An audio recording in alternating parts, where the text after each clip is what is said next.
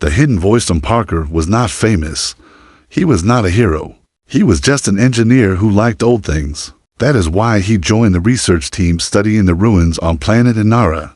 The ruins were older than any human city. Some people said the walls were 500 years old. Others said they were even older. No one knew the truth. The day started like any other. The sky was gray, and cold wind blew over the stones. Tom wore a heavy jacket and carried a small scanner in his hand. He was checking the walls for cracks. He liked walking alone. It gave him time to think. As he walked, he felt something strange. It was like the air around the wall was humming. He stopped and pressed his hand against the rough stone.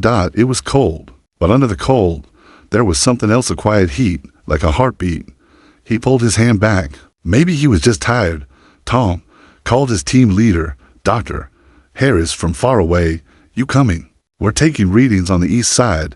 I'll be there in a minute," Tom called back. He turned to leave, but his boot caught on a loose stone.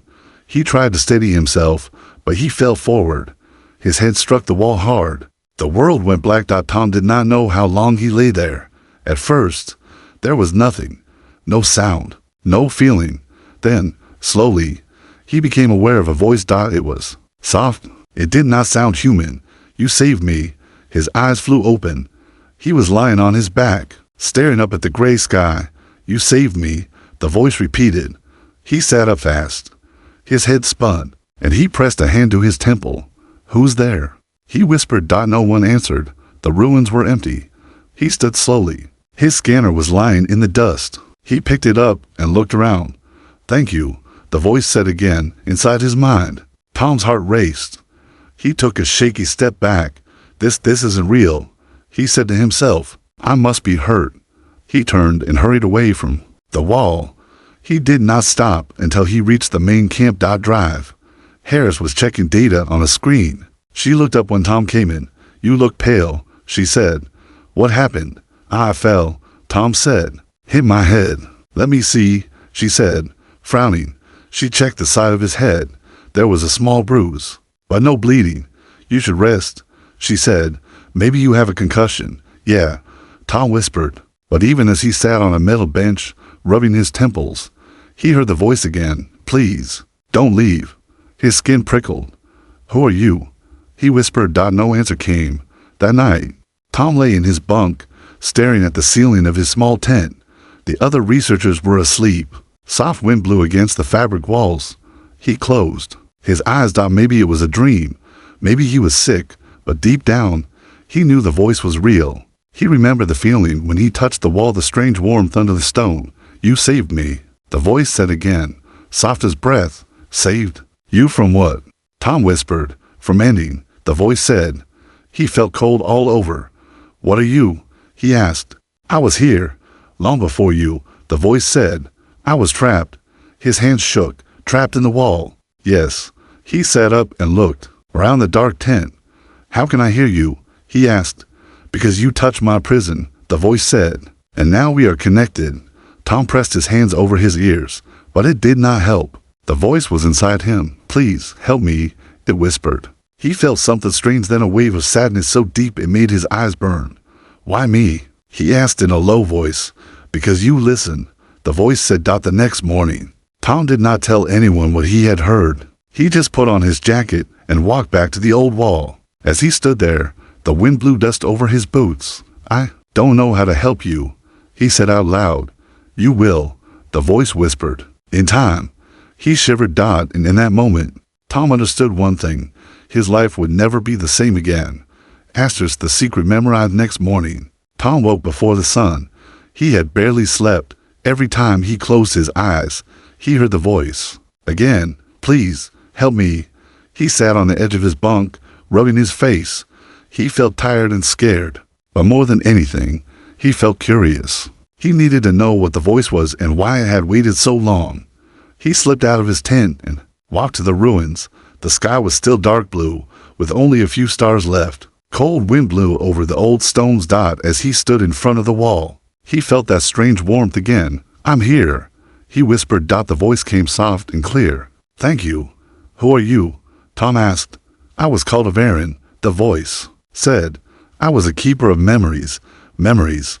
Tom repeated. Double quotes. Yes. I was trusted to see what we learned, but I failed. Tom felt a sharp sadness in his chest that was not his own. What happened? He asked. War came. Averin said. The sky burned. My people hid our knowledge in this place, but I was trapped. Tom touched the wall with his fingertips. Why? Can I hear you? Your mind is open, the voice said. When you struck the wall, the seal broke. He shivered. What do you want from me?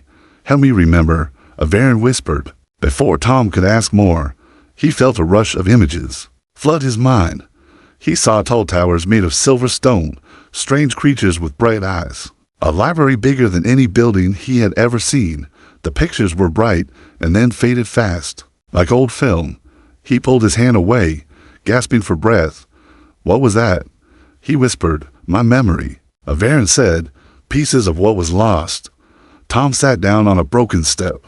His heart was racing. I don't know how to help you, he said. You will, the voice said gently. Later that morning, Tom tried to focus on work. Drive. Harris handed him a scanner and told him to log readings. He nodded and pretended to listen, but all he could think about was the voice. As he walked along the walls, he kept seeing flashes of the alien city, bright towers, blue lights, people who were gone. He knew he could not tell the others. They would think he was sick or crazy. So he stayed quiet. But inside, he felt something waking up, something he did not have words for. That night, when the camp was quiet, Tom took a notebook from his bag. He sat by a small lamp and began to write down everything he remembered. From the visions. He drew the towers. He sketched the faces. He wrote the word Averin over and over, afraid he might forget. You are the first to hear me, the voice whispered. Why me? Tom asked again. Because you care, Averin said, and because you are not afraid to listen. As he wrote, he felt a soft pressure in his mind. There is more, Averin said. A secret hidden here. What kind of secret? Tom asked. A device, the voice said. It holds all our history. It must be found. Tom's hand trembled. Where is it? He whispered. Beneath the oldest wall, Averin said. You must find the hidden door. Tom looked up at the dark shape of the ruins outside his tent. He knew he could not wait. An hour later, he crept out of camp. He carried only a small flashlight and his scanner. His heart thumped hard in his chest. He walked to the wall where he had first heard the voice. Cold air blew across his face. I'm here, he whispered. Step closer, the voice said. He pressed his hand against the stone. Suddenly, the scanner beeped. He pulled it out and looked at the screen. There was something beneath the wall. A hollow space. There's a chamber, he said. Yes, Averin whispered. The memory vault. Tom swallowed hard. How do I open it? Press your hand flat, the voice said. Think of the word remember. He did as he was told. For a moment, nothing happened. Then, slowly, the stone grew warm under his palm. A soft hum filled the air. Lines of blue light appeared in the cracks of the wall, forming the shape of a door. Tom took a step back, breathless. He knew this was no dream. The walls shifted with a low grinding sound. A narrow passage opened in front of him. Cold air rushed out, smelling like old metal and dust. You found it, Averin said, his voice full of wonder. Tom felt fear and excitement all at once. He took a deep breath and stepped inside the hidden chamber. Tom took slow steps into the narrow passage. The light from his flashlight shook as his hands trembled. The air inside was colder than outside. It smelled like old dust and stone. Tiny blue lights glowed along the walls, showing him the way. He felt like he was walking into the heart of something ancient. Behind him, the wall closed with a quiet sigh. He swallowed hard. There was no going back now. Keep going, Averin whispered. You are close. The tunnel sloped down. Tom counted his steps to keep calm. 10, 20, 30. At the end of the passage, the space opened into a small chamber. He stood at the entrance and stared. The room was round, with smooth walls that glowed softly. In the center stood a tall metal pedestal. Something was resting. On top of it, a small black cube that pulsed with faint blue light. What is that? Tom whispered. The memory core, Averin said. Everything we were, everything we knew, is inside. Tom walked closer. Each step felt heavy, like he was carrying the weight of all those lost years. He reached out and touched the cube. It was warm, almost alive. Suddenly, a surge of images filled his mind. He saw Avarin's face come, with bright eyes. He saw a city burning. He saw people running, holding children close. Then, silence. He pulled his hand away, breathing hard. You were a scientist. Tom said, double quotes, yes. Avarin whispered, we tried to save what we could. Tom looked around the chamber. He felt sadness pressing on his chest. Why did your people hide this? He asked. We hoped someone would come, Avarin said. Someone who would remember us. Tom swallowed hard. What do you want me to do? Take the core. Avarin said. Protect it. Learn from it. Tom hesitated. What if I fail? He asked. You have already done more than anyone, the voice said gently. You listen. He reached out again. His fingers closed around the cube. It was heavier than it looked as he lifted it. The blue lights in the walls flickered, like they were saying goodbye. He held the cube close to his chest and turned back toward the passage. Be careful, Avarin said. Others will not understand. Tom nodded. Double quotes, I know. He walked back up the sloping tunnel. When he reached the end, the wall slid open with a soft hum. The morning sky was just turning pink. He stepped out, heart racing. As he crossed the ruins, he saw movement near the main camp. Dr. Harris was standing there, talking to two men in dark uniforms. They were security officers. One of them pointed at Tom. There he is, the guard said. Tom's mouth went dry. Mr. Parker, Dr. Harris called sharply. Where were you? He walked up slowly, hiding the cube inside his jacket. I couldn't sleep, he said. I went for a walk. The guard frowned. You were seen entering the ruins, he said. You know that area is off limits at night. Tom tried to stay calm. I didn't do anything, he said. The guard stepped closer. We will search your tent, he said. Tom single quotes as heart pounded. Don't let them take the core, Avarin whispered. I need to go, Tom said quickly. He turned and walked toward his tent before they could stop him. Inside, he put the cube in his pack and zipped it shut. He knew he could not stay here anymore. As he left the tent, Dr. Harris was waiting. Her eyes were tired and worried. Tom, she said softly, what's going on? He looked at her and wished he could tell her everything, but he knew she wouldn't believe him. I'm sorry, he whispered. Before she could reply, he turned and walked fast toward the edge of the camp. The sun was rising behind him as he reached the rocky path that led away from the ruins. He looked back one last time. He had come here to study old walls, but now he was carrying something more important than any research. Where do I go? He asked in his mind. To the mountains, Avarin said. There's more to find. Tom took a deep breath, and he began to walk. The first Kedem walked for hours. The path grew steep as he climbed into the foothills. The sky turned gray, and cold wind blew over the rocks. He kept one hand on the hidden cube inside his pack. Each time he touched it, he felt a soft warmth, like the memory inside was still alive. Where are we going? Tom asked in his mind. To the cave under the ice, Avarin's voice replied. It holds the first key. The key to what? Tom asked. To finish what I began, Avarin said. To save what is left of my people. Tom reached a ridge and looked down. In the valley below, a narrow crack split the ground. Blue ice glowed inside the crack, lighting up the rocks around it. He climbed down slowly. When he reached the opening, cold air poured out and made his breath fog in front of him. He pulled out his flashlight and shone it into the darkness. It looks deep, he whispered. It is, Avarin said, but you must go. Tom swallowed hard. Okay, he said softly. He stepped into the ice cave. Inside, the walls were smooth and shining. Frozen crystals covered the ceiling. His footsteps echoed as he walked. After a few minutes, he noticed something strange. Black lines ran under the ice, like wires. They pulsed with a faint blue light. He touched one with his gloved hand. It was warm. These are conduits, Avarin explained. They bring power to the vault below. The first key is there? Tom asked. Yes, the voice said. He kept walking until he reached a wide chamber deep under the ground. In the middle stood a tall pillar of ice. Something dark was frozen inside it. He stepped closer. His flashlight beam showed a metal box shaped like a teardrop. The first key, Avarin whispered. Tom took out a small tool from his belt. It looked like a thin metal rod. He pressed a button, and the end grew hot.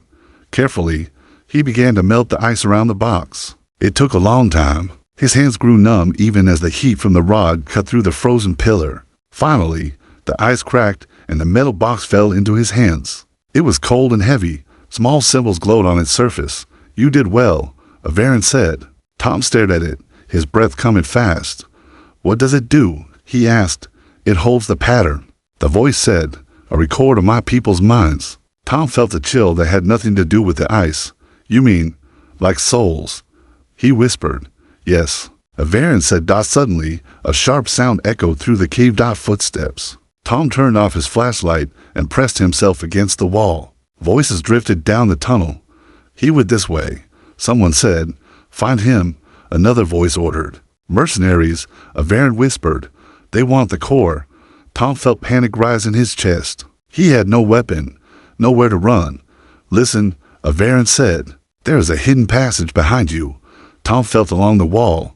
His fingers found a crack. He pushed, and a narrow door opened with a hiss. He slipped inside and pulled the door shut. He held his breath as the footsteps came closer. Light moved across the cave outside. "He was here," a man said. "Look, the ice is melted."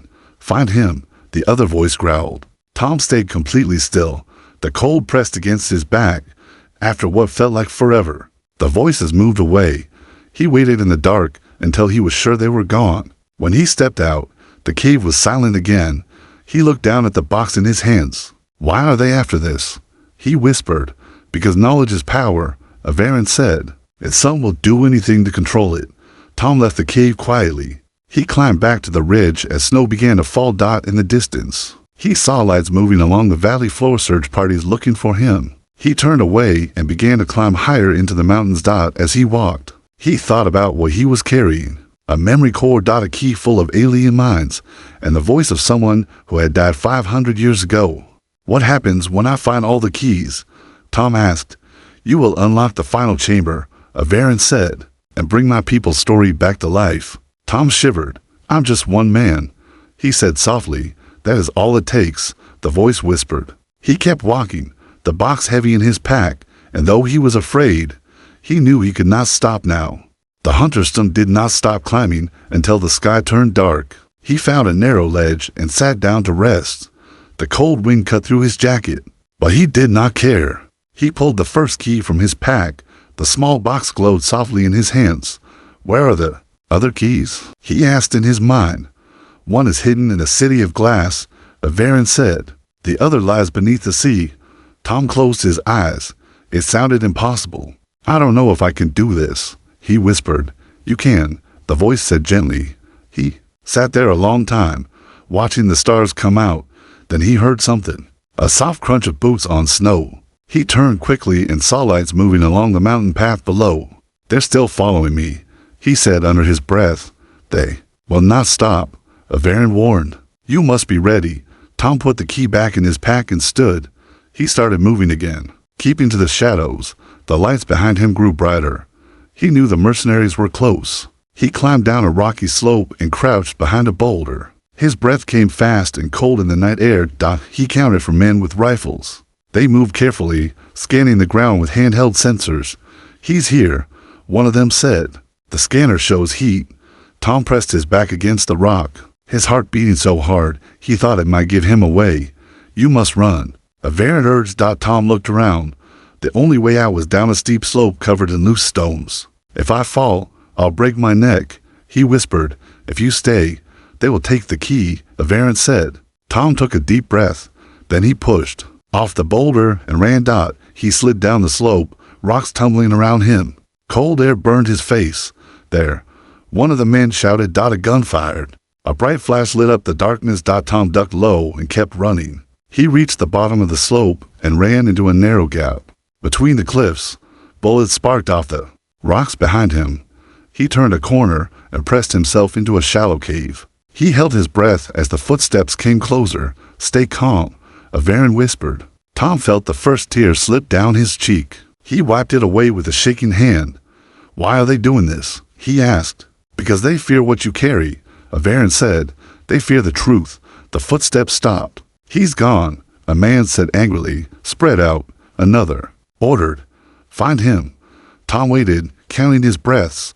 After a long time, the sounds faded. He crawled out of the cave and looked around. The valley was empty. But he knew it would not stay that way. He climbed down the cliffs carefully and reached a frozen river. The ice cracked under his boots. He kept moving, too tired to feel the cold anymore. When he reached the far bank, he collapsed behind a fallen tree. "I'm sorry," he whispered. "I'm not strong enough." "You are," Avarian said softly. "You have come this far." He closed his eyes, and then he felt a new vision in his mind. He saw a city of tall towers made of glass. Sunlight flashed on every surface. People moved along bridges high in the air. Then the picture shifted. He saw a dark shape hidden beneath one tower. "Is that where the second key is?" he asked. "Yes," Avarian said, "in the vault under the glass city." Tom opened his eyes. "Then that's where I'll go," he whispered. The next morning, he followed the frozen river to a small town built into the cliffs. He pulled up his hood and walked into the market. He knew the mercenaries would search every town for him. He had to stay hidden. He found a small supply shop and slipped inside. The woman behind the counter looked up. "Cold out there," she said kindly. "Yes," Tom replied, his voice hoarse. He bought a map, water, and dried food. As he paid, he felt the weight of the key inside his pack. "I will not let them take you," he promised in his mind. He left the shop and walked toward the edge of town. In the distance, he saw the glass city. It rose from the plains, shining in the morning sun. He felt fear, but he also felt something else, hope. "I'm coming," he whispered to the hidden memory waiting there. He turned his back on the town and started walking again. Whatever happened next, he would not stop. He would not fail.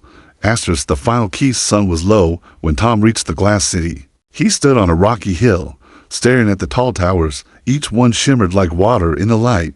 Bridges stretched between them like spider webs. It looked beautiful. It also looked impossible to enter without being seen. "The vault is under the largest tower," Avarian's voice said in his mind. "You must go inside. There will be guards," Tom whispered. "Yes," the voice replied softly, "but you must not fail." He waited until nightfall. When darkness came, the city's towers glowed with soft blue light. Flying drones drifted between the buildings, scanning the ground below. Tom pulled up his hood and walked carefully down the hill. Each step felt heavy, but he knew there was no turning back. He reached the city gates just before midnight. A security robot rolled past him, shining a bright beam along the street. Tom hid behind a stack of empty crates. His heart pounded so hard he thought the robot might hear it. When the way was clear, he slipped through a narrow side entrance. Inside, the city was silent. The glass walls reflected his shape again and again. So he felt like he was being watched by 100 versions of himself.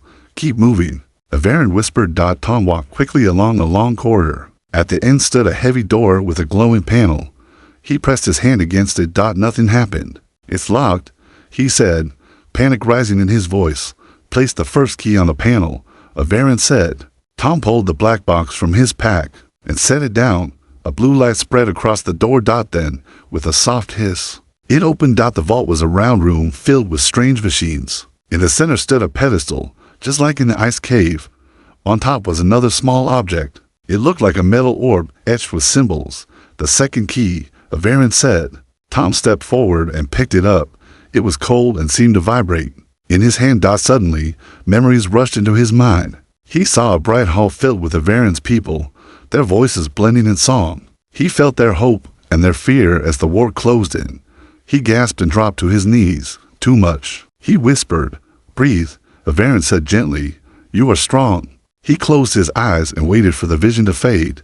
When he stood again, he felt different, like a part of him had become something more. He placed both keys carefully in his pack. "Where is the last one?" he asked. "Beneath the sea," Avarian said. "Far to the west." As Tom turned to leave, he heard a voice behind him. "Stop." He froze. Two guards stood in the doorway, rifles aimed at his chest. "Hands up," one barked. Tom raised his hand slowly. "What are you doing here?" the guard demanded. He did not answer. "Search him," the other guard said. "You must not let them take the keys," Avarian whispered urgently. As the guard stepped closer, Tom made a choice. He swung his pack hard, knocking the man off balance. Then he ran. Bullets sparked against the floor behind him. He dodged down a side corridor, breath burning in his throat. "To your left," Avarian said. He turned without thinking and found a service hatch. He pulled it open and crawled inside. Metal walls pressed close on every side as he moved through the maintenance tunnel. He didn't stop until he reached an exit grate. He kicked it out and climbed into the cold night air. The alarms were ringing behind him. He ran through the dark streets until the towers were far behind. Only when he reached the hills did he slow down. He dropped to his knees, shaking. "I'm sorry," he whispered. "I almost lost everything. But you didn't," Avarin said softly. "You are closer than ever." Tom sat there as dawn broke over the land. He took out both keys and held them in his hands. He felt the memories inside hundreds of lives waiting to be remembered. He knew he could not stop. "Tell me where," he said. "The sea vault lies below. The old cliffs," Avarin said. "I will guide you." He stood, feeling the weight of everything he carried. The fear was still there, but so was something stronger. Hope. The awakening Tom walked for 3 days. He followed the old roads west, past empty villages and silent fields. At night, he slept under the stars. Sometimes he dreamed of the alien city he had never seen, its towers shining bright before the darkness came. In the morning, he woke with the same thought. He must finish what he had started. On the 4th day, he reached the cliffs. They were tall and dark, rising high above the ocean. Waves crashed against the rocks far below. He stood at the edge and looked down. "The vault is under the water?" he asked softly. Double quotes, "Yes," Avarin's voice said. "A hidden door waits in the stone." "How do I reach it?" Tom asked. "You must climb down," the voice said. He swallowed. The cliff face was steep and slippery, but he knew he had no choice. He tied a rope to an old metal post and began to climb. The wind pulled at his clothes. Cold spray from the waves soaked his hands. He climbed for hours, moving slow, but he would not slip. At last, he reached a narrow ledge above the water. A round metal hatch was set into the stone wall. He pressed his hand against it. Nothing happened. "Use the first key," Avarin whispered. Tom pulled the black box from his pack and held it to the hatch. Blue light spread across the metal. The door slid open with a low hum. Inside, a narrow tunnel sloped down into darkness. He stepped inside, heart beating fast. The door closed behind him. "You are very close," Avarin said. At the end of the tunnel, he found a round chamber filled with water up to his knees. In the center, a tall pedestal rose from the floor. On top was the last key, a silver disc, glowing with soft light. Tom waded through the cold water and picked it up. As his fingers touched the metal, a wave of memory crashed over him. He saw the last moments of Avarin's people. Families holding each other. Children crying. EVA are standing before a great machine, his face calm as the walls closed around him. "I am sorry," Tom whispered. "Do not be," Avarin said gently. "You have given us hope." He held the silver disc in both hands. "What do I do now?" "Bring all the keys to the oldest wall," the voice said. "Place them in the cradle, and then," Tom asked. "Then our story will live again," Avarin said. Tom climbed back up the cliff as rain began to fall. Each step felt heavier than the last. But when he reached the top, he did not rest. He turned east and began a long walk back to the ruins. 2 days later, he stood again before the 500-year-old wall. Wind blew across the broken stones. He took a deep breath and stepped forward. He knelt at the base of the wall and brushed away dirt and moss. Beneath, 3 small hollows were cut into the stone. The cradle. He placed the black box in the first hollow, the metal orb in the second, the silver disc in the third. The wall began to hum. Blue lines spread across the stone, bright as stars. The air grew warm, and the ground shook under his knees. "You did it," Avarin whispered. Light poured from the cracks. Tom stepped back as the old wall began to split open. Behind the wall was a chamber filled with pale blue mist. In the center, a shape began to form, tall and bright. A figure made of light. EVA and his face was kind, his eyes full of sorrow and peace. "Tom," he said aloud, though his mouth did not move. "You have done what no other could." Tom felt tears on his cheeks. "I didn't know if I was strong enough," he whispered. "Strength is not the absence of fear," Avarin said. "It is walking forward despite it." The figure lifted a hand. "Because of you, our story will never be lost," Avarin said. Light grew brighter, filling the ruins with a warm glow. Tom felt something inside him loosen like a knot finally untied. "Thank you," Avarin said. Then the figure began to fade. The light grew softer until only the blue lines on the wall remained. The chamber fell silent. Tom stood alone in the ruins, his heart full of something too big to name. He knew he would never forget. This never forget the voice that had trusted him. As dawn broke over the stones, he sat down to rest. He did not feel alone anymore. He felt like he had found a purpose bigger than himself. Far above, the wind carried the last echo of Averin's voice. You saved me. Tom closed his eyes and let the words stay in his heart.